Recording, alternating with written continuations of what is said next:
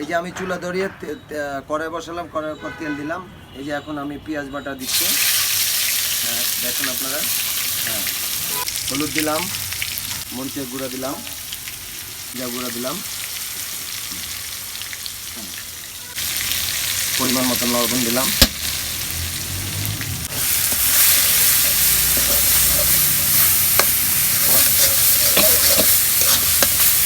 যে আমি একটু পানি দিয়ে দিলাম, হালকা করে পানি দিলাম যেন মশলাটা লেগে না যায়। এই যে আদা দিলাম, রসুন বাটা, এই যে পরিমাণ মতন একটু রসুন বাটা দিয়ে দিলাম। আমি এখন সুন্দর করে নাড়ছি, দেখেন।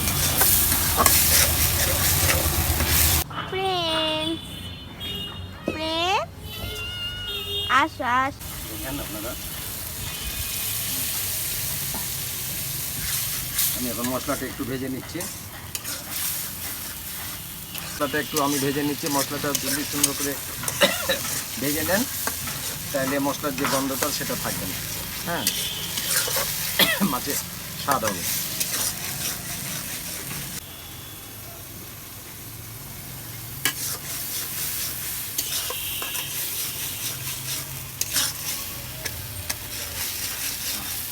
ভাজা হয়ে গেছে। হ্যাঁ, আমি এখন আলু দিব। আলুটাকে ঠিক সুন্দর মতো কষে নেব। এই যে হ্যাঁ, এই যে দেখেন আলুটা আমি কষে নেব। হ্যাঁ,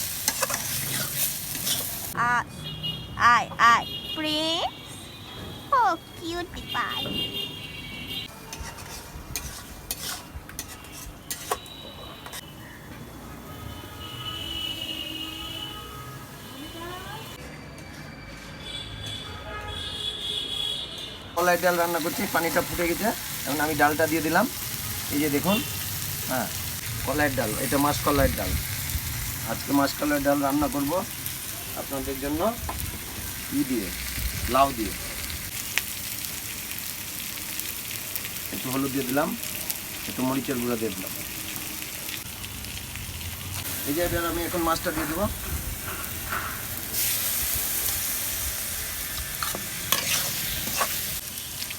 পানি দিয়ে দিলা? হালকা কষ্ট হবে। মানে আব্বু চলে যাবে, আম্মু বসবে না। আব্বুর কাজের জন্য ফোন চলে এসছে, আম্মু চলে আসবে। টাটা আব্বু। মশলা কষানো হয়ে গেছে, এই যে কষবে। ডালে কি দিয়েছো? ডালে হলুদ আর দিয়েছি। আম্মু বসে আছে। আসসালামু আলাইকুম। এই যে আপনাদের ভাইয়া চলে গেল, এখন বাকিটা আমি কভার করে নিব। আপনার শুরু থেকে শেষ পর্যন্ত দেখতে থাকুন।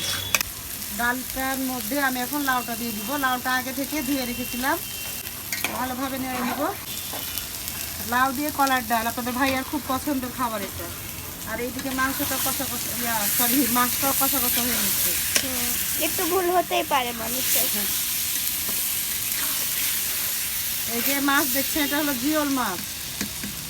আপনাদের ভাইয়া 1 কেজি মাছ নিয়ে এসেছিল, আমার মেয়ে তার মধ্যে 4টা রেখে দিয়েছিল। তার মধ্যে পুষবে ওই জন্য অ্যাকোয়ারিয়ামে। এখন সে বলছে আম্মু মাছগুলা তুমি খেয়ে নাও, তাই মাছগুলা দিয়ে তারা পছন্দের আলু দিয়ে রান্না করে দিচ্ছি। আমার মেয়ের আলু খুব পছন্দ, মাছের মধ্যে আলু, মাংসের মধ্যে আলু। আপনাদের কার এরকম ভালো লাগে অবশ্যই কমেন্ট বক্সে কমেন্ট করবেন। এই যে মাছটা কষা হয়ে গেছে, যে দেখছেন কি সুন্দর মশলার গা থেকে তেল বেরিয়ে হচ্ছে। এখন আমি পানি দিয়ে দিলাম। আমি যতটুকু ঝোল রাখবো ওই অনুযায়ী পানি দিয়ে দিয়েছি। যে পরিমাণ মতো পানি দিয়ে দিয়েছি, সুন্দর করে নেড়ে নিয়েছি। এখন ঢাকনা দিয়ে ঢেকে দিব। আর এই ফাঁকে আমি একটু মেজে নিয়ে চলে আসি সব কিছু। এদিকে রান্না হচ্ছে আর এদিকে মেজে মেজে ধুয়ে নিচ্ছি। রান্না হচ্ছে, মাজা হচ্ছে, ধোয়া হচ্ছে।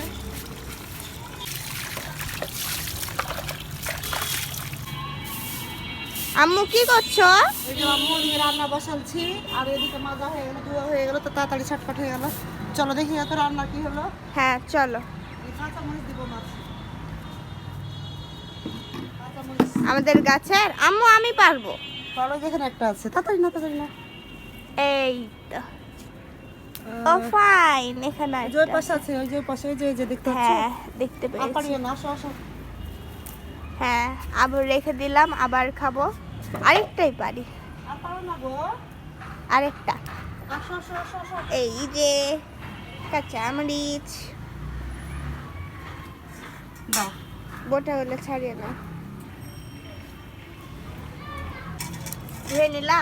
হ্যাঁ, এই যে তখন কষিয়ে ঝোল দিয়েছিলাম, মেয়ে নিচে চলে গেছিল, আর এখন এই তো হয়ে এসছে। কাঁচামরিচ দিয়ে দিলাম, আর একটু ঢাকা দিয়ে রেখে দিব।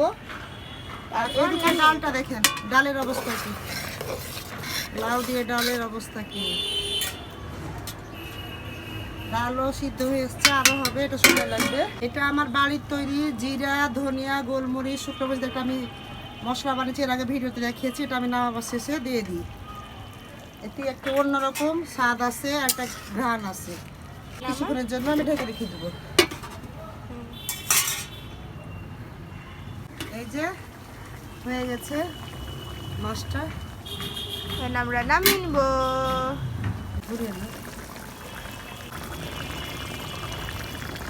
এবার আমি নামিয়ে নিব, আর এরকম ঝোল থাকতেই নামিয়ে নিবেন, কারণ আলুতে ঝোল টানবে। এই যে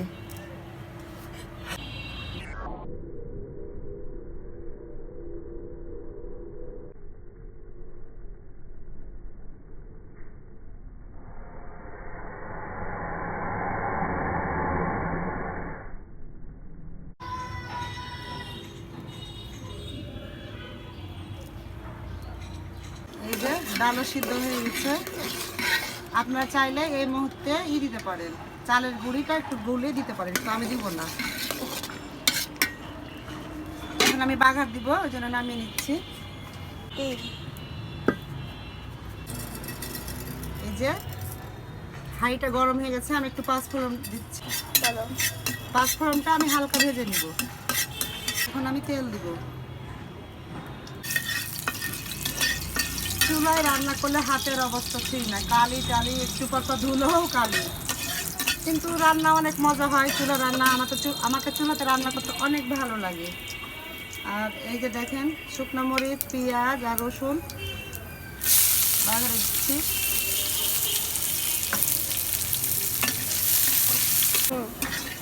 এই যে পেঁয়াজটা আমার বেরেস্তা ভাজার মতো হয়ে গেছে, ফোড়ন তৈরি। এখন আমি রসুন বাটা, আদা বাটা ভেজে নিব, এখানে বাগার দেব।